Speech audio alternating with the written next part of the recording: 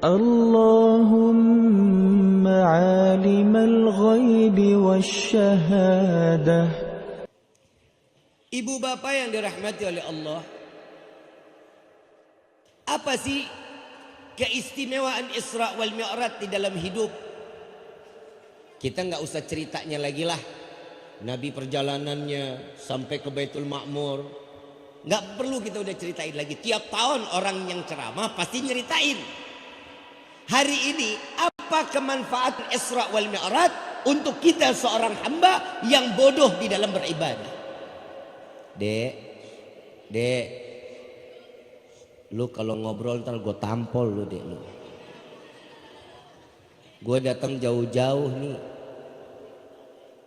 Diem ya. Oi. Diem.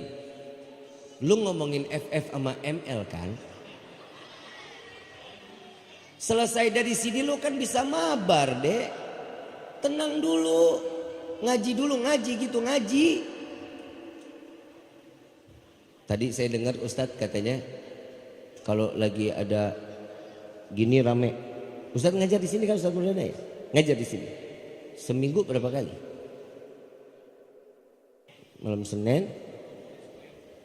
Senin, hari Senin malam Selasa, Senin pagi terus Jumat, subuh, sepi. Kalau Jumat rame, bapak-bapak rame. Yang sisanya kemarin, Pak Bu tahu nggak? Musolahnya kecil nih, ya, musolahnya kecil kan? Berapa jamaah satu musolah? Kira-kira berapa jamaah? Ada 400 orang. Hah? Berapa? Enggak, full. 100 ada ya? 100 yang ngaji. Yang ngaji enggak 100. Pak, Bu, saya cuma mau ngasih tahu, nih kampung selamat dari bala karena ini musola. Nih kampung diselamatin sama Allah dari bencana karena ini musola. Kenapa? Pengajiannya ada. Ibu tidur, subuh bapak ketiduran, ngaji di sini. Berkahnya setiap rumah ini dilimpahkan rahmat sama Allah. Bukan amin lu ngaji. Amin doang lu mah. Orang pengennya mah terima jadi. Jalanin. Orang yang di dalam rumah aja dapat rahmat. Gimana yang ada di dalam musola? Besok saya cuma mau bilang sama DKM, masjid di sini kalau sholat subuh berapa rakaat? Ya kali nambah. Di sini berapa rakaat? 2 masih. Nggak mungkin nambah ya. Berapa soft jamaahnya sholat subuh? 2 soft. Kok hari ini rame ya? Ada apa? Ada snack. Ada gua. Lah gua aja kagak dikasih apa-apaan. Lah ditengok sini air, sono air. Lah dipikir gue Rifki gelonggongan kali. Orang jauh-jauh datang. Kan ada tuh gelas tinggi, pakein gula 3 sendok, pakein yang ditali tuh yang dinaik turunin. Seduh dia tuh pakai air hangat. Udah sampai disetengahin, templungin batu es. Paham gitu Ustadz? Ngapa? La ilaha illallah. Ini sampai mana nih tadi kita nih? Es teh manis. Besok berarti buat DKM masjid yang sholat subuh di sini taruh snack depan. Soft pertama snack isinya 5 paket risol, lontong, roti, aqua, ya buah lengkeng dah 5 biji. Soft kedua aqua doang. Soft ketiga jangan dikasih apa-apa. Insya Allah berebut orang paling depan. Apalagi kalau isinya duit. Soft pertama 100.000, soft kedua 50.000, soft ketiga 20.000, 10 sampai 5.000. Insya Allah ramai. Kenapa? Nyata terlihat. Padahal orang yang keluar sholat subuh dari rumahnya masuk ke musolah ini, rezekinya dijamin oleh Allah di hari tersebut sampai subuh yang akan datang. Jalanin, amin amin doang lu. Paham ya Pak ya? Ya Pak ya? Bu, paham? Udah paham belum nih? Kalau udah paham saya tutup sama doa. Udah paham belum? Budek kalian. Ibu bapak yang dirahmati oleh Allah, apa kemanfaatan Isra wal Mi'raj untuk hamba seperti kita? Yang pertama, ternyata hadiah yang Allah berikan kepada Nabi berupa satu kebahagiaan yang tidak diberikan kepada Nabi dan Rasul lainnya. Ingat peristiwa Nabi Allah Musa alaihissalatu wassalam ngerengek kepada Allah, meminta kepada Allah. Saat malaikat Jibril menyampaikan firman Allah, menyampaikan wahyu atau kalam Allah, Nabi Musa bilang, "Hei, engkau ini siapa?" "Saya ini malaikat Jibril yang menyampaikan firman-firman Allah kepadamu. Kalau seandainya aku betul adalah Rasul, untuk apa aku harus pakai ada perantaranya? Biarkan Allah langsung yang turunkan kepadaku," katanya. Malaikat Jibril sampaikan kepada Allah, "Ya Rabb, Nabi Musa nggak pengen ada perantara firmannya, pengennya sama engkau langsung. Sampaikan kepada Musa, wahai Jibril, nggak bakal sanggup, nggak bakal kuat wahai Jibril sampaikan. Ya Musa, Allah Rabbul Alamin mengatakan engkau tidak akan sanggup. Nggak mau tahu, tetap harus ketemu." Allah tuangkan di dalam Al-Quran, "Ya Musa, naiklah engkau ke atas bukit." Saat diperintahkan ingin berjumpa antara Allah dengan Nabi Musa nggak pikir panjang, cepat-cepat lari ke atas bukit. Sebelum naik ke atas bukit, di stop sama Allah. "Hei Musa, tahan dulu, buka dulu sandalnya. Bukit ini akan menjadi suci karena pertemuan antara zatku dengan dirimu." Kata. Naik ke atas bukit, suruh buka sandal. Oi, lu pernah naik gunung kagak? Ya Gunung Agung juga nggak apa-apa lah. Mau naik ke atas bukit disuruh buka sandal, kayak masuk masjid. Bukit itu akan menjadi saksi antara perjumpaan zat Allah dengan Nabi Musa. Maka itu bukit tersebut disucikan oleh Allah karena pertemuan antara kekasih dengan yang dikasihi. Saat Nabi Musa buka sandal naik ke atas bukit, dari sekian 70.000 hijabnya Allah, satu diangkat oleh Allah, terhempas Nabi Musa, pingsan, hancur bukit menjadi debu. Kenapa? Karena tidak tahan terbias cahayanya Allah Subhanahu wa ta'ala. Saat setelah siuman Nabi Musa, ada satu sahabat di dalam satu kisah, Nabi Musa begitu pulang, mukanya nggak ditutup. Begitu beliau pulang, ada satu orang melihat Nabi Musa langsung buta seketika. Kenapa? Setengah dari badan Nabi Musa terbias cahayanya Allah Subhanahu wa ta'ala. Orang yang melihat Nabi Musa tidak sanggup memandang serpihan cahayanya Allah Subhanahu wa ta'ala. Coba kita lihat Nabi Muhammad sallallahu alaihi wasallam. Saat Allah menjemput dengan buruk, saat dijemput dengan buruk aja loncat, riang gembira, loncat-loncatan. Malaikat Jibril sampai bilang, "Hei buruk, punya adab sedikit." Wahai Jibril, siapa yang bisa menahan keriangan, kegembiraan yang aku impikan saat dimana aku dapat ditunggangi oleh baginda Nabi Muhammad sallallahu alaihi wasallam. Senang, buruk loncat, gembira saat dijumpai dengan Nabi Muhammad sallallahu alaihi wasallam. Begitu sampai, naiklah Nabi sallallahu alaihi wasallam, masuklah sampai ke Masjidil Aqsa. Dari Masjidil Haram ke Masjidil Aqsa. Begitu sampai di Masjidil Aqsa, ini buruk nggak mau berhenti, bawaannya mau ngikut aja. Kata Jibril, "Tar dulu, di sini tempatnya." Diikat di depan daripada Masjidil Aqsa. Begitu selesai diikat, lalu Rasulullah masuk ke dalamnya. Yang di dalam masjid tersebut terletak semua para anbiya dan rasul. Yang datang jasad apa ruhnya tuh? Hah? Jasad apa ruhnya? Jasad apa ruhnya? meninggalnya udah ribuan tahun. Dan Allah kumpulkan di dalam Masjidil Aqsa yang salatnya diimamkan oleh Nabi Muhammad sallallahu alaihi wasallam. Berarti Imamul Anbiya wa Imamul Mursalin, penghulunya para anbiya, penghulunya para rasul, Nabi Muhammad sallallahu alaihi wasallam.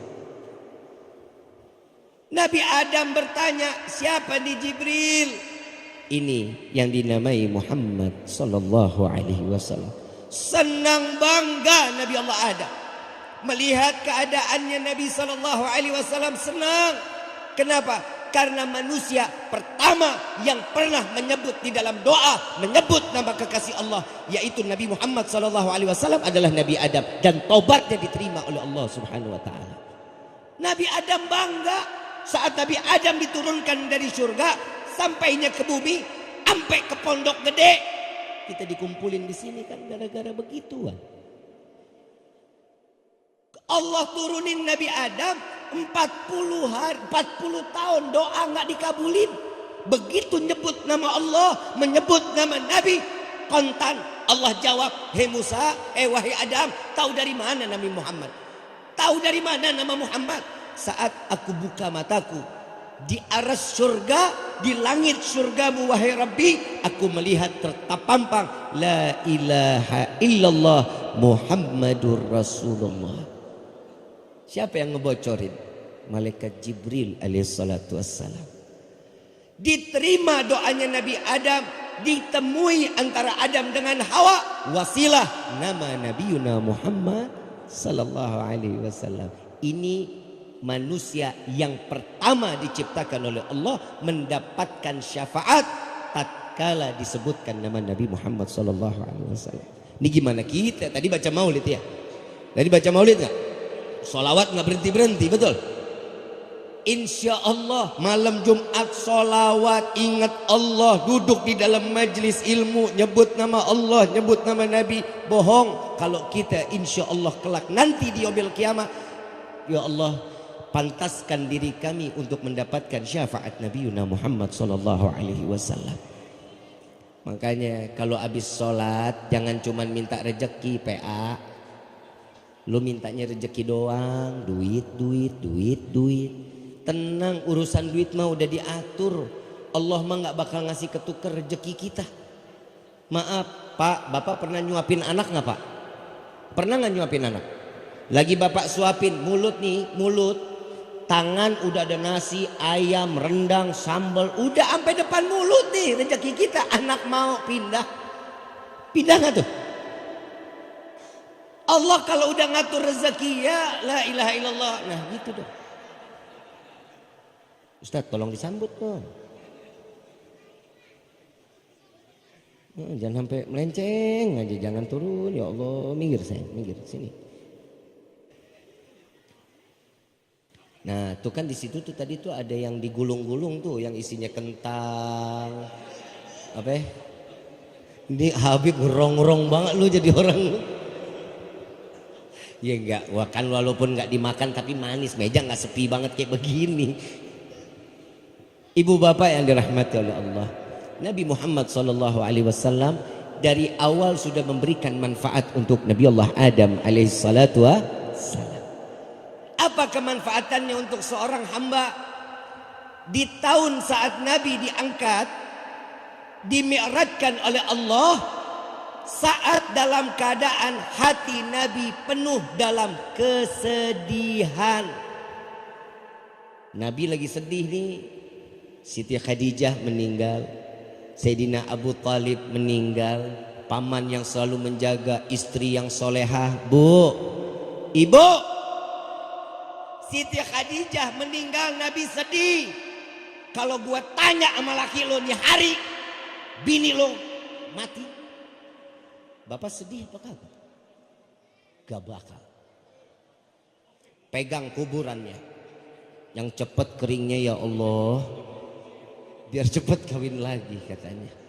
Bu, istri Rasulullah Siti Khadijah mah luar biasa bu. Bu, woi, lu mau jadi Siti Khadijah kagak? Mau nggak? ngimpi.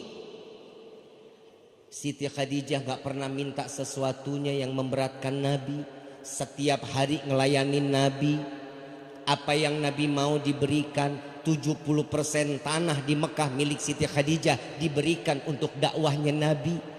Ibu baru cincin 2 gram lepas buat modal usaha laki, diungkit sampai mati. Ih, amit-amit gue mah. Gak boleh sekaya apapun. Bu, maaf, ibu doyan ibadah, datang pengajian seragam loreng, merah kuning hijau semuanya ada tuh, warna-warni lah pokoknya, yang polkadot lah, yang banyak dah, seragam banyak, ibadah rajin, sholatnya 1000 rakaat, tapi satu kebaikan yang kalian telah berikan kepada suami lanjut diungkit, selesai, hilang pahalanya, dari nol mati su'ul khotimah.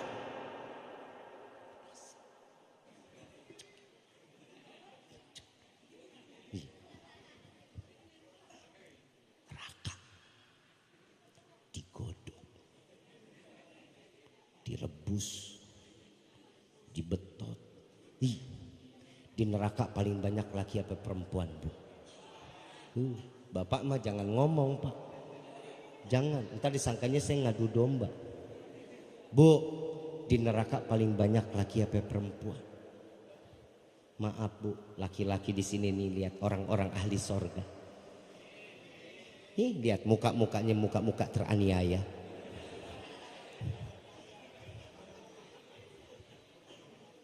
Bu, Siti Khadijah meninggal, Nabi sedih, Bu.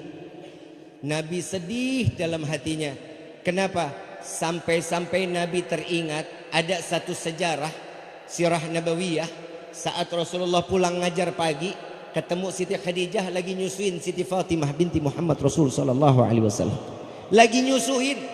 Rasulullah ngelihat, Rasulullah nangis. Begitu terdengar suara tangisan Rasulullah, Siti Khadijah nengok. Wahai suamiku, wahai Rasulullah, engkau telah pulang. Apa yang membuatmu menangis, wahai suamiku? Apa jawaban Rasulullah? Ya Khadijah, engkau adalah seorang wanita yang kaya raya. Engkau adalah seorang pejuang. Engkau adalah seorang pedagang. Engkau adalah seorang saudagar. Hari ini aku melihat kulitmu dengan tulang menjadi satu, wahai Khadijah. Engkau dalam keadaan kurus, yang keluar lagi bukan ASI dari badanmu, kecuali darah segar yang kau berikan kepada putri. Habis badan Siti Khadijah, kurus. Rasulullah melihatnya menangis. Siti Khadijah menjawab dengan senyuman, ya Rasulullah, aku ridha, aku ikhlas. Apapun yang aku berikan untukmu dan untuk Allah, aku ridha. Jika seandainya Khadijah mati lebih dulu, sedangkan engkau ingin melintasi lautan untuk dakwah di jalan Allah, sedangkan engkau tidak memiliki rakit, bongkar kuburanku, ambil tulang belulangku, ikatlah jadikan rakit, agar engkau dapat melintasi lautan tersebut untuk melanjutkan dakwahnya Allah subhanahu wa ta'ala. Ini istri yang soleha. Jangan perhitungan sama laki. Laki capek sama ibu capek. Ibu kerja sama laki juga kerja. Laki nyari duit buat siapa, Pak? Makanya lu nyebut istri doang, rezeki lu segitu-gitu baik. Mintanya rezeki buat keluarga, jadi lu kaya. Lah kalau bini, cuma bini, anak ngutang.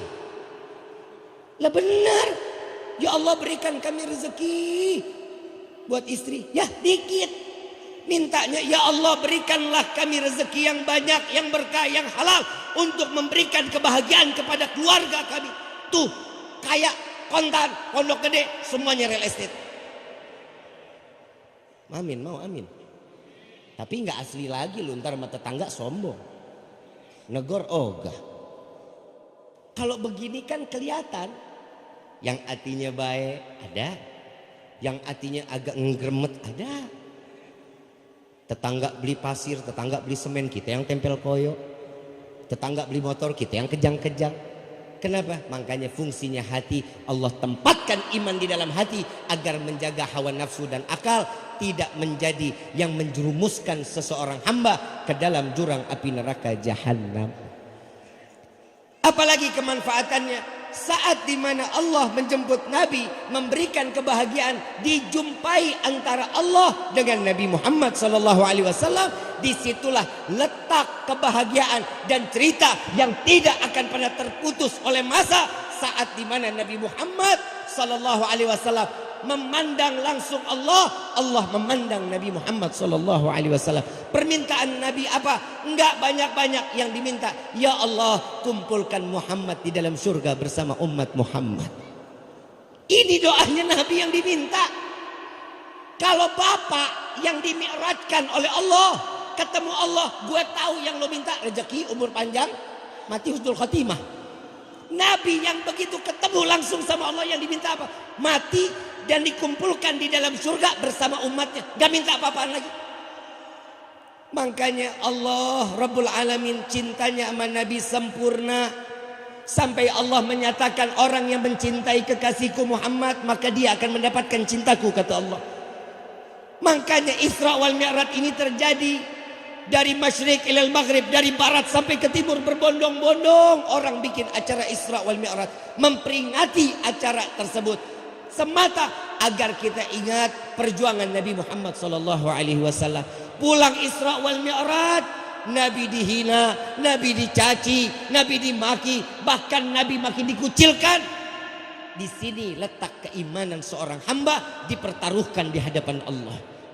Saat Nabi turun sampai ke Mekah, ikrar menyampaikan di depan Ka'bah ke seluruh masyarakat Mekah saat itu, dan Nabi mengatakan, aku telah kembali tadi malam setelah aku dari Mekah ke Masjidil Aqsa, dari Masjidil Aqsa aku sampai ke Sidratil Muntaha, berjumpa dengan Allah, sampai ke Baitul Ma'mur dan kembali lagi. Semua ada yang tertawa dan juga ada yang penuh keyakinan. Tatkala saat ada yang tertawa, mereka seketika Allah kembalikan hatinya dalam keadaan murtad, tidak lagi mencintai Allah dan tidak lagi beriman kepada Nabi Muhammad SAW. Siapa provokatornya? Abu Lahab. Abu Lahab jadi provokator. Masyarul Quraisy, wahai orang-orang Quraisy, udah dengar apa kata Muhammad? Masih percaya? Masih tahu?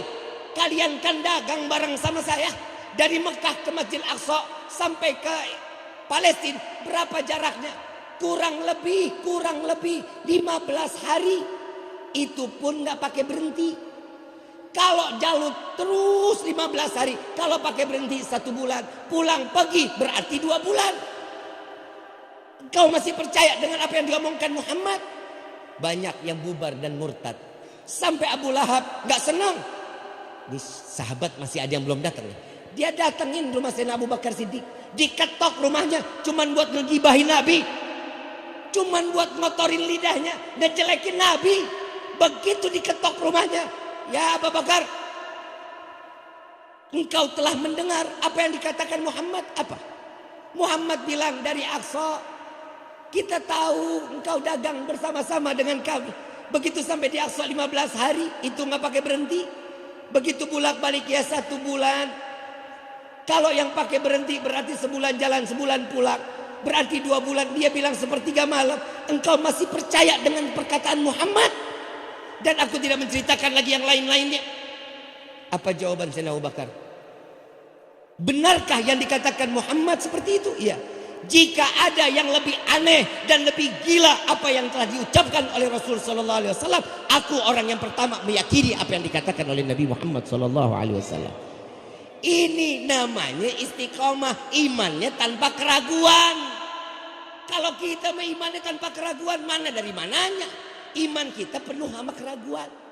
Udah jelas, sholat, orang yang sholat, maaf, kalau kita mau diperbaikin oleh Allah di dalam hidup, sholat yang diperbaikin. Kalau kita mau dirapihin rezekinya, rapihin ibadah kita. Ini caranya Allah.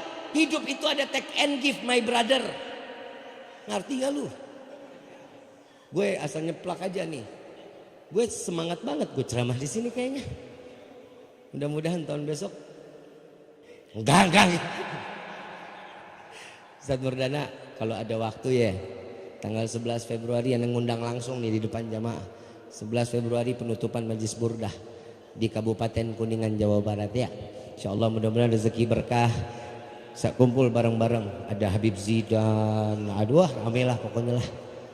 Mau ikut gak lo? Ya patungan lo, nah bis lo. Ibu bapak yang dirahmati oleh Allah, apa kemanfaatannya Allah kirimkan sholat 5 waktu? Saya nggak ngobrol lagi dah tuh ya 50 waktu. Ini mau diobrolin juga nih. Ah? Dikasih tahu juga? Capek. Lu emang pada nggak ada yang lapar ya? Sumpah gue lapar banget dah. Tadi udah kecium-cium bau kebuli. Saya takut kebuli udah ditaruh di nampan, kalau nggak kemakan jadi rengginang. Kapan lagi lu makan rengginang kebuli? Saat dimana Nabi SAW, nah kan ada cerita tuh ya, Nabi turun ketemu Nabi Musa, betul? Yakin gak tuh? Percaya nggak? Habis itu Nabi Musa suruh Nabi balik lagi ketemu Allah, minta dikurangin dispensasi. Yakin? 50 waktu menjadi 5 bolak-balik sampai ke tangan Nabi Musa doang. Sampai ada ulama menyatakan itu mah cuman keinginan Nabi Musa. Kenapa? Saat beliau punya kerinduan yang besar kepada Rasulullah sallallahu alaihi wasallam, saat setelah berjumpa dengan Allah dan Nabi Musa tidak dapat berjumpa dengan Allah, Allah berjumpa dengan Nabi, cahayanya Allah masih terserap di badan Nabi. Saat turun berjumpa Nabi Musa, dipeluk oleh Nabi Musa. Ya Muhammad, minta tambah lagi biar ada rasa cintanya kepada Allah tersambung sampai daripada Nabi Muhammad sallallahu alaihi wasallam. Tuh lihat tuh Nabi Musa pinter. Sampai sahabat pak, kalau Nabi jadi imam, Nabi lagi jadi imam, yang soft paling panjang yang sebelah kanan dulu tuh pak. Yang panjang sebelah kanan dulu, sebelah kiri sepi. Nih soft kanan dulu nih penuh. Palingan sampai soft kedua mungkin deh. Begitu yang ke sana, soft keduanya udah penuh, baru tuh yang diisi yang lain. Kenapa? Sahabat tatkala melihat Nabi setelah tahiyat mengucapkan salam, Assalamualaikum warahmatullah. Sahabat nggak langsung Assalamualaikum, nengok dulu ngelihat muka Nabi. Kenapa? Indah setelah sholatnya Nabi, muka yang begitu cahaya berjumpa dengan Allah subhanahu. Tuh Nabi Muhammad. Makanya kalau lu mau mukanya enak, sering-sering sholat. No lihat Apit, kelihatan manis, ya kan? Gue gak bilang lu hitam lu Pit, manis. Lu manis Pit, lu manis. Tambah dilihatnya lagi begitu. Tuh orang yang ahli sholat, enak ngelihat mukanya.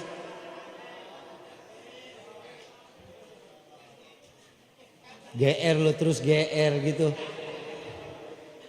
Orang kalau mau nikmat mukanya sholat. Orang kalau udah sholat, ya Allah hati tenang, pikiran enak. Ini kebahagiaan yang Allah berikan kepada Nabi. Allah tahu cara menghibur Nabi. Ternyata hiburan seorang hamba itu bukan gunung, bukan laut, bukan dunia fantasi, bukan jalan-jalan. Ternyata Allah yang dapat membahagiakan hati dan pikiran kita. Gak ada yang lain kita buang-buang duit. Jalan ke puncak. Kayak malam tahun baru kemarin tuh puncak rame banget penuh. Pulang puyeng. Kenapa? Pinjam duit sama siapa nih ya? Duit beak. Kalau bahasa Betawi apa? Buras dah. Kenapa udah buang duit? Tapi tatkala seorang hamba dia sujud kepada Allah, tenang, bahagia hatinya. Saya pernah jalan sama guru saya, Pak Lurah, Kiai Ustadz. Saya jalan sama guru saya, Habib Quraish Baharun. Perjalanan dari pondok Asidku sampai ke Ciputat, Ciawi Gebang, itu perjalanan kurang lebih 22-24 kilo. Perjalanan itu kurang lebih 24 kilo. Ini ada orang Cilimus di sini. Ada orang Kuningan, Cihidang ini. Betul gitu kan Pak Haji ya? Dari Asidku, dari desa Sampora sampai ke Ciawi Gebang kurang lebih 24 kilo. Itu perjalanan. Saya begitu sampai di pondok, Habib bilang, Ki yuk kita ke markas yuk. Ayo. Rifki duduk di samping, Habib yang disetir. Karena saya waktu itu belum bisa bawa mobil. Habib yang bawa mobil. Saya duduk, pegangin aja tasnya Habib. Nyender nggak berani. Yang namanya murid. Kalau nggak disuruh nyender, ya kagak bakal nyender. Kita pegangin aja itu tas, pegang. Duduk nggak nyender. Sampai Cirendang kurang lebih 16 kilo. Dari desa Sampora sampai ke Cirendang kurang lebih 16 kilo. Itu nggak diajak ngobrol. Diam baik Habibnya. Kita duduk udah 16 kilo. Diam aja. Begitu sampai di Cerendang Habib bilang, senderan aja Ki biar enak. Ya Allah, alhamdulillah ya Rabbi. Ya kan kebayang kan nyender 16 kilo lumayan Pak.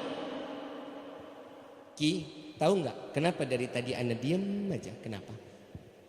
Kenapa Bib? Saya kan nggak berani nanya. Kalau Habib nggak nanya, saya nggak berani nanya. Beda sama murid sekarang kan gitu ya, Ustaz ya. Guru nggak ngomong, murid nanya mulu, kelihatan blow-onnya gitu. Kalau kita mah dulu mah diem aja, nggak diajak ngomong nggak bakal ngomong, napas saja takut, napas pelan banget. Wah, saya kalau udah jalan sama Habib Gores banyak cerita, tidur bareng pernah. Ya Allah, Habib udah tidur apa belum? Tidur apa belum? Tidur. Saya tidur. Ya Allah, saya tidur di samping Habib. Saya kata Habib, Ki udah tidur di sini satu kasur sama saya. Mana ada murid tidur satu kasur sama gurunya? Gak Habib, Rifki dibawa aja, AC-nya dingin. Suruh naik, begitu naik mata merem, kagak, melek, bingung. Ngantuk, tapi tidur gimana caranya kalau melek? Emang gue mas koki? Itu kalau sama guru udah susah kita ngapa-ngapain. Makanya adab seorang murid kepada guru tidak berbicara kecuali ditanya. Itu adabnya. Jangan banyak ngomong. Ini Habib bilang, tahu nggak Ki? Kenapa? Dari tadi Anda ini diem aja. Habib kenapa? 50% pikiran saya ini saya fokus di jalan. 50% lagi saya bagi-bagi. Pikirin pondok, pikirin santri, santriwati, pikirin keluarga, pikirin anak, semuanya bercabang. Yang namanya murid, Habib ngomong begitu kan kita bilang, Habib, kayaknya Habib butuh refreshing. Habib demen mana? Laut apa gunung? Yuk deh kita jalan aja yuk. Ini murid nih pengen nyenengin guru.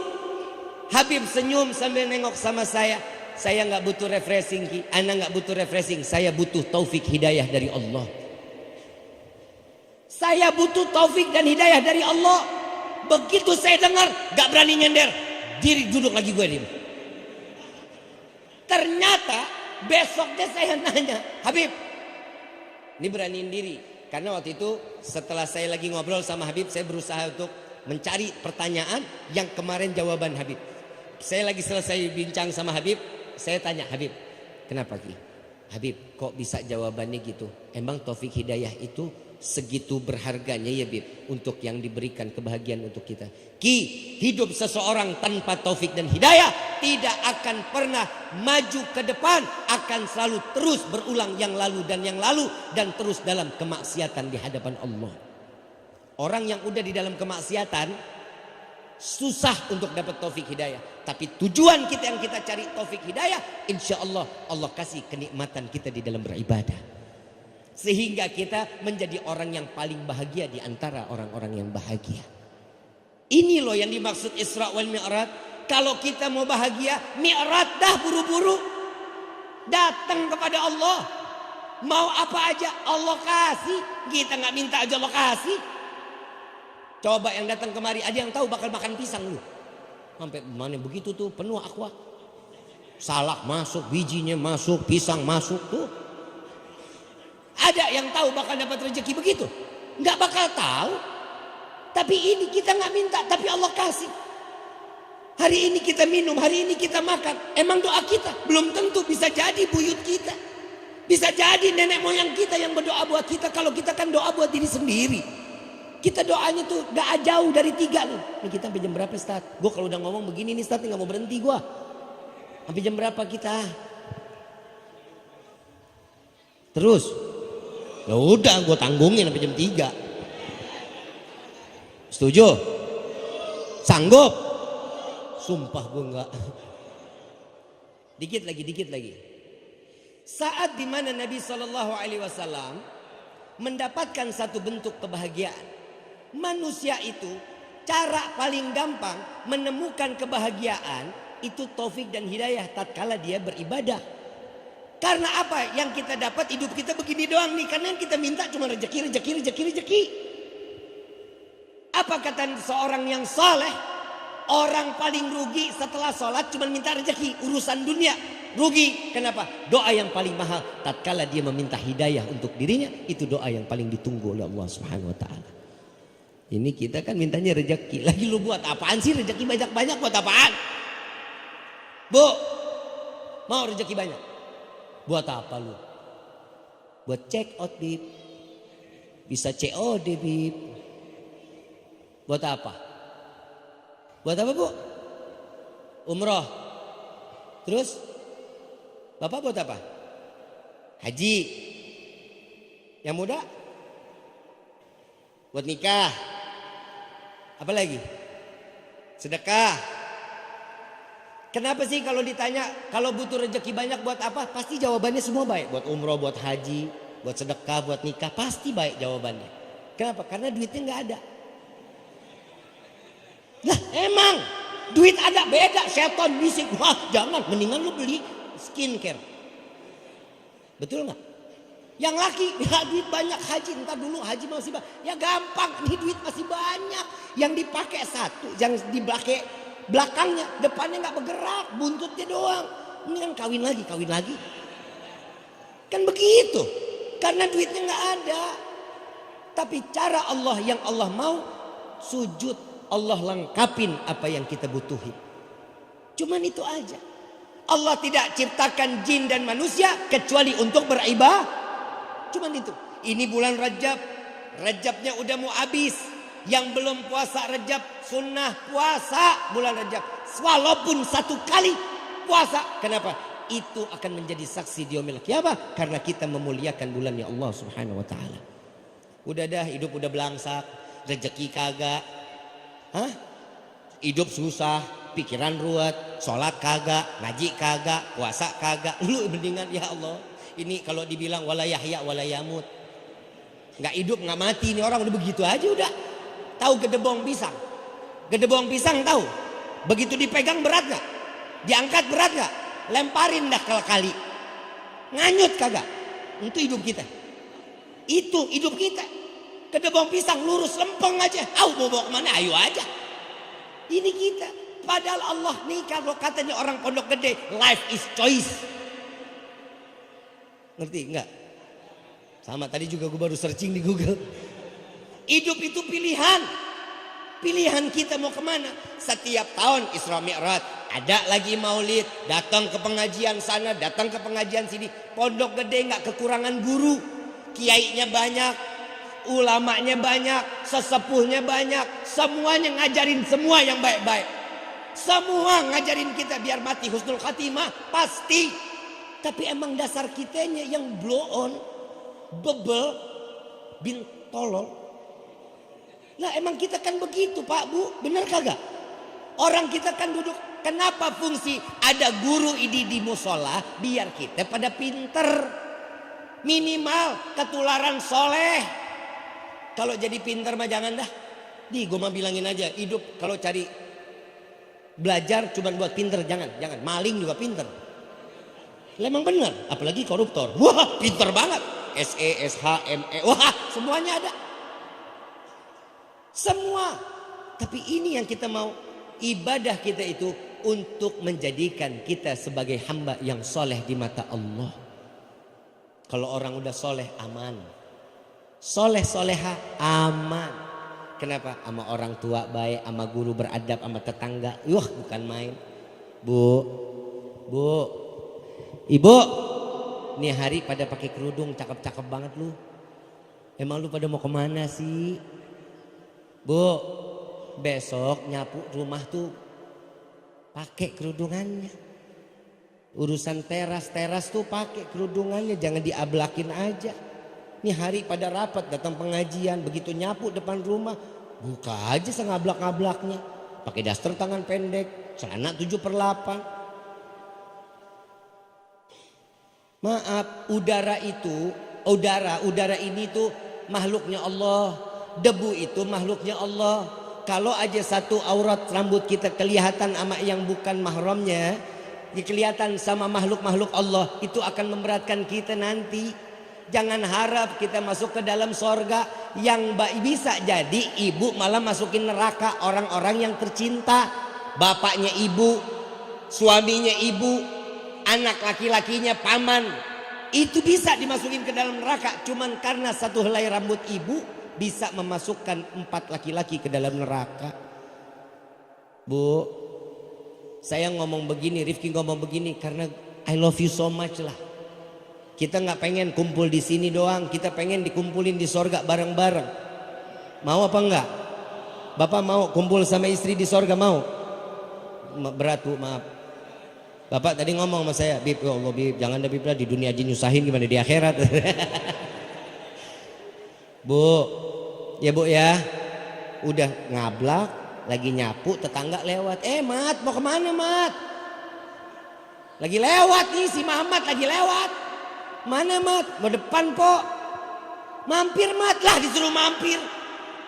Kenal kagak apa kagak, saudara kagak apa kagak, main suruh mampir. Jangan, ya. Belajar untuk punya malu. Belajar untuk punya. Kalau kita punya malu, Allah tutup kita dari segala aib keburukan. Insya. Mudah-mudahan apa yang disampaikan di malam ini menjadi ilmu yang bermanfaat. Dan mudah-mudahan insya Allah ini Rifki bukan yang pertama dan juga bukan yang terakhir. Insya Allah akan selanjutnya bisa mampir lagi ke sini. Insya. Minta doanya khusus untuk Rifki pribadi biar Allah angkat penyakit, Allah berikan kesehatan, biar terus bisa menimba ilmu dari para guru-guru, para alim ulama, para kiai. Mudah-mudahan di malam ini Rifki pribadi mendapatkan keberkahan dari wasilah acara ini, sehingga Rifki menjadi manusia yang pantas diberikan hidayah oleh Allah dan dimatikan kita semua dalam keadaan husnul khatimah. Amin ya rabbal alamin. أن أو أجره إلى مسلم